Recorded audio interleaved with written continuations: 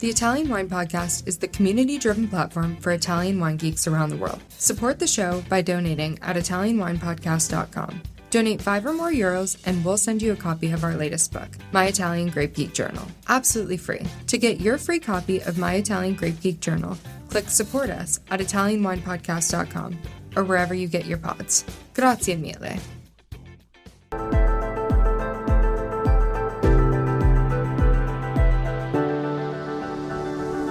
Welcome to the Italian Wine Podcast. I'm Cynthia Chaplin, and this is Voices. Every Wednesday, I will be sharing conversations with international wine industry professionals, discussing issues in diversity, equity, and inclusion through their personal experiences working in the field of wine. If you enjoy the show, please subscribe and rate our show wherever you get your pods. Hello, this is Cynthia Chaplin, and today I am delighted to have May Matta-Aliah with me on Voices. May is a fellow Vinitaly International Italian Wine Ambassador, as well as a WSET educator, and she's an ambassador for Franciacorta and Armagnac and many, many more things. She's the founder and president of In the Grape in New York City, and she's been in the wine business for 20 years, as we were just discussing doing the hustle, where everybody has to do many, many things in wine to keep it real, keep it lively, and make our way in the sector. So thanks so much, May, for giving me your time today. I really appreciate it. Absolutely. Thanks for having me. I'm excited. Well, I know you started off your professional life as a graphic designer, and then you moved into the wine sector after 10 years. So what got you into wine? What made you decide to take a leap and change your career? What was the starting point there? So there's a short answer and a long answer. The short answer is after 10 years of being a graphic designer in New York City, the deadline-driven nature of that industry sort of had me a bit burnt out. So I was ready for a shift in careers a little bit. Now, having said that, I wasn't really sure that I wanted to get into wine as a profession. What I did know is that I was fascinated by wine. I enjoyed learning about wine, but more as a hobby. And so when I decided to take a step back and quit my job working as a full-time designer, I started doing some freelance work, but I signed up for some wine classes. And that was probably what really started me on a course of, understanding a little bit about wine in a different capacity. And I took a WSET class, and I guess I never looked back. It's amazing how seductive wine is. Once you dip your toe in the water, you can't get back out again. So I was in a similar position myself. I completely understand. And since then, speaking of your WSET courses, you've made quite a name for yourself as a great educator. And I know you teach at the International Wine School in New York, and we've done some work with them, with our office here. And you do a lot of presenting and teaching as part of In the Grape. So how did you go from being wine student to being wine educator? Whenever people ask me for career advice, I say I'm probably the worst person to ask because I never actually set out with a plan. Most things in my life happened organically. So when I started taking the WSET classes, I signed up for level 2 and then continued through level 3 and continued to get my diploma. And then, about 4 years later, I had gotten my diploma and gone through all the levels. And here I was with a lot of wine information and no idea what I wanted to do with it. So I went to the International Wine Center and I spoke with my first wine teacher there. She's sadly departed now, but her name was Linda Laurie. She was the director of the school. And I said, I have no idea what I want to do. And she said, well, we're actually looking for some help in the school. Would you consider coming and helping us, kind of organize the classes? So it was a little bit more of an admin job at the school, helping run WSET classes at the International Wine Center. And a few months in, she said, would you consider teaching? And I said, well, I hadn't thought about that. So why don't I do that? And I tried teaching a level 2 class, which was my very first wine class. And I really, really loved it. And I was terrified because honestly, I was not at all a public speaker. I was a painfully shy child when it came to speaking in public. So it was a big leap of faith for me to get in front of a classroom. But I really loved that aha moment, as I like to call it, when I see people who are exactly like me, who are interested in wine, and we're really just trying to understand it in a different capacity, and then being able to help them navigate that. And it sort of opened a door for me, that focused me more on education. And then it grew from there. I mean, I've been teaching at the International Wine Center since 2000. I still teach there. And I still love it. I still teach level 2. I teach level 3s and 4 for certain topics, but level 2 is still one of my favorite classes to teach. And but that really opened a door for me to get into really focusing on education as the primary focus of my career. I completely get it with level 2. I have to say I love teaching level 2 because too. It's great. people are not too stressed out. By level 3, they start to get stressed out. And it is that moment where you see the light bulb come on over their head and you just think, yes, there we go. So it's amazing when that happens. So, it's great. It's great. And I have every single time I teach a class, my first day, I go around the room and I ask people to introduce themselves. And then I always say, okay, who is in this classroom is hoping to make a career switch into wine? And inevitably, there will be at least 2 people in that classroom every single time. And I say, I was you. I mean, I literally was that person in the classroom, hoping to get into this and having no idea how. And how, but you're in the right place to start. So yeah, it's great.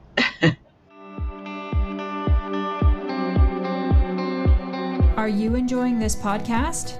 Don't forget to visit our YouTube channel, Mama Jumbo Shrimp, for fascinating videos covering Stevie Kim and her travels across Italy and beyond, meeting winemakers, eating local foods, and taking in the scenery. Now, back to the show. no, it is. It is. I love teaching wine. I mean, I love teaching at all levels, but I do think level 2 is particularly special. And I really think it's so important to keep educating people, staff and consumers and buyers, whether they're new to wine or not. So, how important do you think wine education is today? We talk a lot about it. We hear a lot about it. How would you like to see wine education evolve in the next few years? I mean, it's interesting because I feel like we're at a very funny time when it comes to wine education, because I agree. you have people who, like you and me, who've got the credentials like the WSET. I'm a certified wine educator through the Society of Wine Educators. And, one glance at my website and people can see how the list of certifications I have, including the Vinidly, the Italian wine ambassador, and I hold many others. So I hold education very, very highly. I also hold myself as an educator to very high standards. And, in this business, I feel like you've got, I work independently as you and I were talking. So I've got, my only thing that I have is my reputation. So I feel very strongly about showing up for everything that I do, always bringing my A game, always being hugely prepared. Even WSET level 2, which we've talked about, I've taught this for 20 something years. I still do not walk into a classroom without spending time reviewing and updating my notes. And that's, 24 years later. So I really I take this very seriously. To me, it's hugely important. It makes me sad when I see a lot of people sort of poo-poo wine education. It doesn't necessarily mean that everybody needs to go through WSET classes. There are 100 different ways that you can educate yourself. However, I think that if you're going to present yourself as a quote unquote expert on a topic, having at least some facts is great and appreciated. And how you choose to get there, that's your prerogative. And I feel like today there are so many different, ways that you can do it. You can do it through WSET, you can do it through the guild, you can do it through, the sommelier track, you can do it through online classes, you can do it through reading books. I mean, choose your path, but get knowledgeable, please. No, please. I love that. Get knowledgeable, please. Yes, I despair, and everyone who listens to me knows that I despair over, all you need is a bikini and a glass of wine on Instagram, and suddenly you're a wine expert. So Oh, you said it. You said it. I did not. But yes. No, I am not afraid of saying that because yes, get educated, please. I want to have that on a t-shirt. Yeah. That if that could be my hashtag, it's get please educated, please, because I just it's disheartening. And honestly, I mean the other thing, and again, I take a lot of pride in this because every single time I do a seminar, I have people coming up to me and saying, "My God, like I really enjoyed how you present. I really enjoyed how you helped me understand this. I really appreciate what you did." And I said, and I mean, I go to more seminars maybe than I present. I try to go to a lot of different presentations, and a lot of it is A, I want to continue to learn, and B, I want to see what other people are doing. And sadly, there are a lot of people who are standing up in front of classrooms or, an audience full of people and wasting their time. And I do not appreciate that. I take offense to what I call the me, myself, and I show when people get up in front of a classroom and all they do is talk about themselves, and they're fabulous. Oh, when I was on this trip, and I was like, no, no, no, no, no. We all know those people.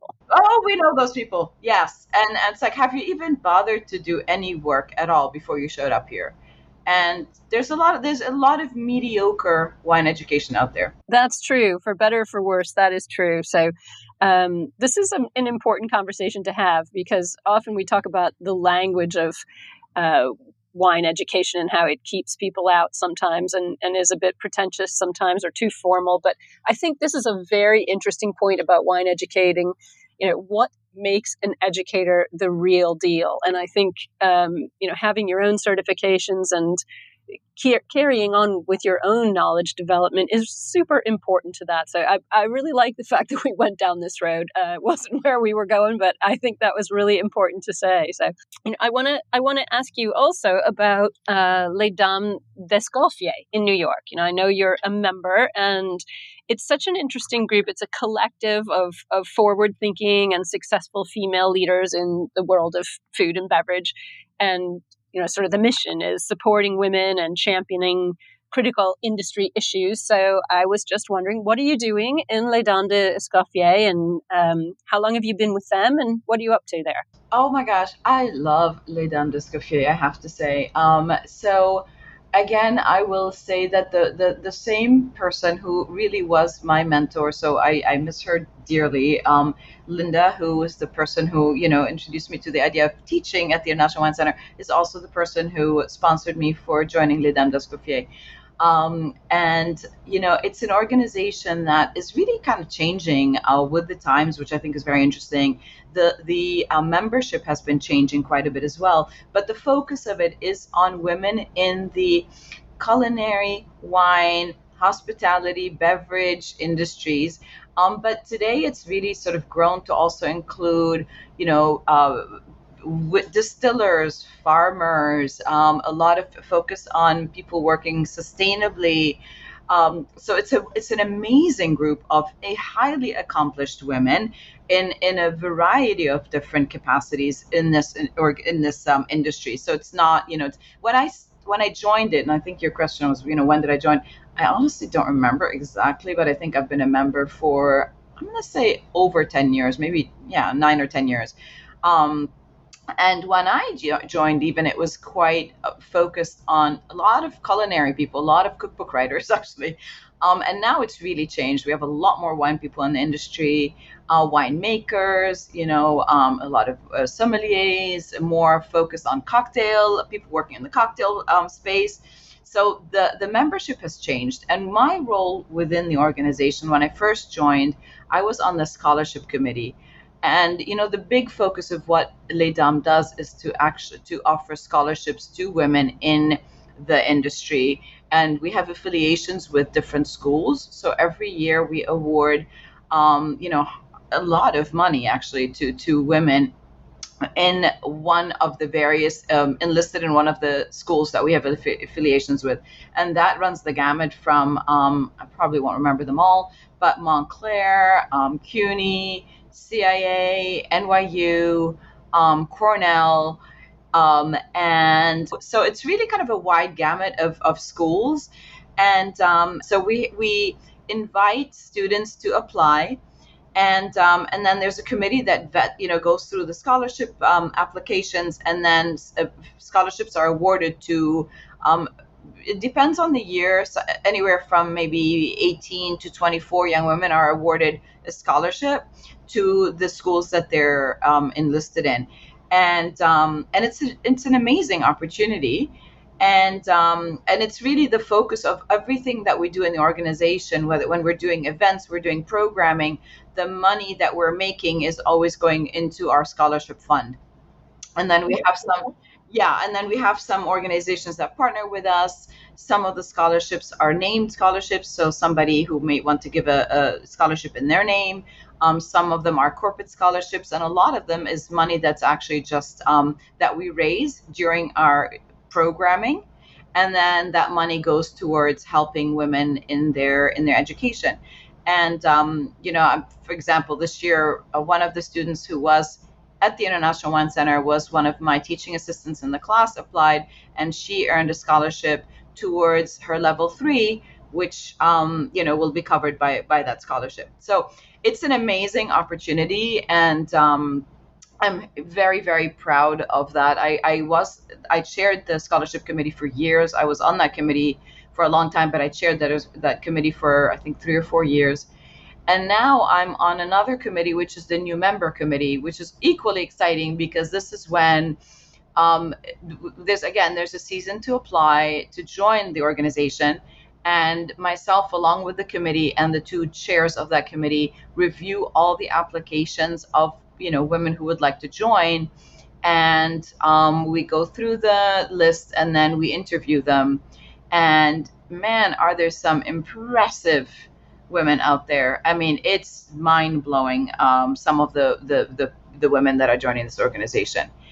Unbelievable skill sets, people doing some really, really interesting things. So it's always it feels like a true privilege, actually, because it's a way to meet a lot of women who are doing a lot of interesting things, and then we get to know them through the organization, and then they participate. So myself, for example, through my various clients, I've hosted numerous events where, I've done things with, I mean, we haven't really talked about the clients that I've worked with yet, but, I've worked with Armagnac. I've done several events there. I've worked with Franciacorta. I've sponsored several events with them. Now I'm working with a Lebanese winery. I'll be hosting an event with them. So, a lot of us try to bring our network into creating interesting programming. And there's ongoing. I mean, this weekend there was actually an event which I couldn't go to, but it was on, honey tasting, and it was apparently fascinating. I'm sad that I couldn't go, but it was, going and visiting a honey sommelier, and she guided the guests on the whole tasting of different honey, and then another dame hosted everybody at her house for a follow-up, party. And so, I mean, it's part networking, part socialization. I've also made some amazing friends through the organization, but we all are in it for the same goal, which is to try to pay it forward a little bit, really. That sounds fantastic. It's fascinating what women can do when they get into the same space together. But you've opened the door for me to ask you about you, because I know, as you said, you were born in Lebanon and you lived there till you were about 19 or 20. And, those of us in the know, we all know that Lebanon has thousands and thousands of years of winemaking tradition, and wines from there have really grown in sort of recognition and reputation in the past few years. So you said you're working with a Lebanese winery now. I wondered, were you aware of Lebanese wines when you were growing up there? And, what do you think of them nowadays? Because they really have come on. Is there a big market for them in the U.S.? Tell me a little bit about what's going on. Oh, gosh. Yes. So, I mean, was I aware that Lebanon made wine? Yes. So I'll tell you a little story, because that's actually how my first memories of wine started. I was born in Lebanon. I lived in Lebanon until I was 19. Then I came to the States. And my parents are both from the villages. And in Lebanon, it's a small country. And a lot of us tend to have, a place in the city, and then you have a place up in the mountains. And so in the summer, we would always go to my dad's village, which was called Hamdoun. with summer there. And then towards the end of the summer, we would go to the Bekaa Valley, which is really the agricultural basket of Lebanon. It's a very high altitude, which I think most people don't recognize, but it's over 3,000 feet in elevation. So we say valley, most people think low, but it's actually a valley sitting between two very high mountain chains. But it's a very, it's an amazing place for agriculture, and it's where a lot of things grow in Lebanon, including grapes. But it also, you get melons, you get onions, you get garlic, you get vegetables. So every year at the end of the summer, my parents would go out to the Bekaa, would do a day trip, and we'd go to a winery and they would buy their wine. It was like, you'd bought your big bag of onion for the year, you bought your cases of wine for the year.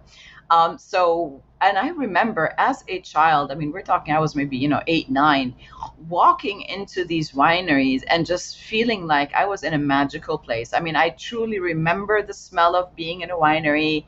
Actually, one of my fondest memories is visiting Chateau Xara, which I today work with. So it's a beautiful sort of full circle story for me. And going, and they would buy they'd buy 2 cases of red, 2 cases of white, a case of rosé, and that was their wine for the year. And, we'd bring it back. So I knew of the industry, but, I was a kid.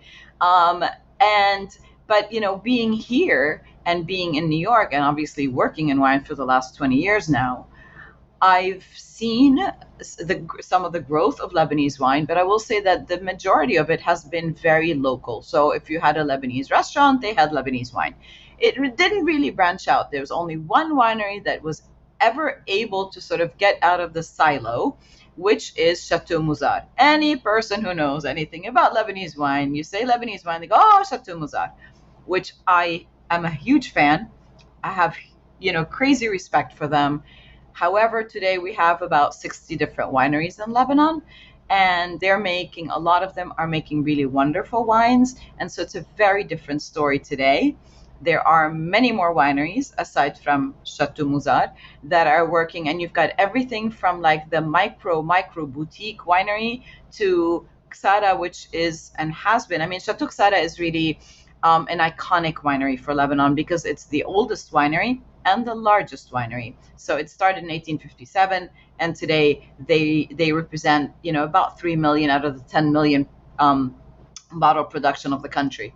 But you've got a lot of really fun things going on in the wine industry in Lebanon today. And so, when I sort of became a little bit more established, and of course, Lebanon's small, right? So when I go back, people are like, oh, there are not that many people who are Lebanese, who live in New York, who work in wine. And inevitably, the first time I worked with one of the wineries, it was from my dad's village. My dad met this gentleman who was making wine in his village called Hamdoun, and the winery was called Chateau Bellevue. And, your daughter works in wine. I want to meet her. And so, of course, he meets me. And then I worked with him for a few years, helped connect him with a distributor in New York, helped do some events for them. And then, they were kind of on their way. So I stepped back. And then I worked with another winery kind of doing the same thing. So I decided I always wanted to help at least one Lebanese winery, because this is something that I could do for my heritage and for my people to help, kind of guide them and bring their wines into this market and expand out of this Lebanese restaurant silo. That's such an excellent story. That's amazing that you've been able to do that. I mean, I have had the, not very frequent, but the opportunity to taste a few Lebanese wines, and they are amazing. That altitude, as you said, is really significant. The nice, good acidic spines, the quality has just gone up and up. So I'm so glad you could pay that back to your country where you were born. I know you're also passionate about sweet and fortified wines. So how did you get hooked on this particular part of the wine world? I mean, it is not something that people get hooked on all that often. Yeah, I think, well, when I was starting to teach, and again, this is kind of going back a little bit, when I was teaching at the International Wine Center, at one point I was given the opportunity to teach a class about level 4 diploma class on port. And I was like, well, I don't really, to teach diploma, I feel like you really need to have a pretty deep understanding. And so at the time I reached out to somebody who was working with the wines of Portugal and the port wine, and I went on a trip to Porto, and I spent about 5 days there visiting a lot of different producers. And I was just absolutely blown away. I mean, not only is it an absolutely gorgeous place, but the wines were phenomenal. And I just couldn't understand why, there is this stigma really against sweet wines. I mean, it's just, I would say, we eat sweet everything. I mean, you even buy like tomato sauce in a store in the States and you read the labels and they've got sugar in them. Yogurt's got more sugar in it than ice cream. I mean, Americans love to eat sweet, but then there's kind of this knee jerk response when they're talking about wine. It's like, oh, I like dry wine. It's like it's become a mark of sort of, I don't know, quote unquote sophistication. So I've always liked to advocate for the underdog. So I think that's part of the appeal to me. The other part of it is just trying to get people, again, it's that aha moment. Like you think but you don't really. And taste this wine for me, like just taste it and tell me, whether take away your preconceived notions. And people do find them delicious. And then they're wines of such history that I love the historical aspect of them. I think, in my education, and I think that's something that, partly from my graphic design background, partly from, I guess, the way that my brain is, I like a story, I like a narrative, I like to understand the why. So I always love to understand, how did we get to this point where wines became fortified? Why are they made a certain way? Why do they taste a certain way? What's the history behind all of this? And so I really view it as storytelling. And I find that with a wine like port, with a wine like sherry, I mean, oh my God, can you think of a wine region that has a more amazing history than sherry? Because I can't. No, exactly. It's so true. So I love that. I love the history, but I also love talking about technique, because honestly, for me, I get a little bit bored if all I'm going to do is point at a map and say, and then this region is da da da da da da, and then this region is da da da da da da. Which, I mean, I get it, right? We have to do that, but sherry, you can talk about so many things, right? You can talk about its history, you can talk about the export markets, you can talk about floor, you can talk about the soleras, you can bring it all together. So it's an interesting story to tell. So I like to tell that story. With port, I like to tell that story. Madeira, amazing place. It's insane. Like when I went there and I looked around, I'm like, who are these people who are like, hey, I'm going to put a vineyard up here? Like it's a sheer vertical drop. You need a ladder to get into your vineyard. And somebody's like, oh, let's put some vines. Yeah. So, I mean, I find that fascinating. I'm a geek. I'm a geek too. I'm laughing because you're singing my song. I love that you're a storyteller. It explains so much about what you do, because teaching is essentially storytelling, a little more technical and elevated, but that's where it stems from. So, yeah. Yeah, I mean, you got to give it a hook, and I had an interesting opportunity this last couple of years because spirits are using a lot and have used a lot, but have been using a lot more sherry casks to either, finish or mature their products in. And so I had an opportunity to work with Patron when they came out with a special tequila that was matured in sherry cask. And then I had an opportunity to do a program with Fondador on their, it's a brandy from Jerez, but their story is also the Harvey's sherry story. And I mean, it's such a wonderful, rich story to tell. So, it's really, I mean, when I'm presented with an opportunity like this, going back and really kind of dusting off my books and going back into history, that's fun for me. I love sort of thinking, okay, how am I gonna tell this story? How am I gonna put it all together? And of course, educate. I mean, that's really the bottom line. But to give people a hook, like to give them some way of understanding it, that's not just standing there throwing a bunch of, just information at them, of which you may not retain a lot. And a lot of this just comes from my own issue, because my memory is horrible. And so I need a story around something, I'm a visual person. So I show a lot of pictures. I try to approach things from a much, sort of a 360 way. So a lot of it is more like, how would I learn? And how would I want to be engaged? I think that plays such a big part, and it's so clear how passionate you are about it. So it's very interesting how all of these pieces of the puzzle fit together. So before I let you go, I want to ask you. I know that you love Italian wines. You've done the Italian Wine Ambassador course, as I have done, and it's an amazing course, by the way. Shout out to that organization. It's amazing. Thank you. I will shout that out too. I utterly agree. Italian Wine Ambassador course is fantastic. And I know you've worked with a lot of wines in Italy, especially white wines, and of course Franciacorta sparkling wines. So if you had to name one wine that you'd really like to try from Italy that you haven't tried yet, what would it be? Ooh, one wine that I would really like to try. Oh my gosh. Don't ask me. This is what happens. My brain will completely blank. Or one that you've had that you would like to revisit.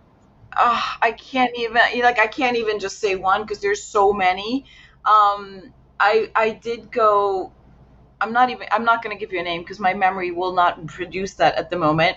But one of the most amazing trips that I did was 20 years ago. My husband and I went to Italy and kind of did a trip in the north, and we visited.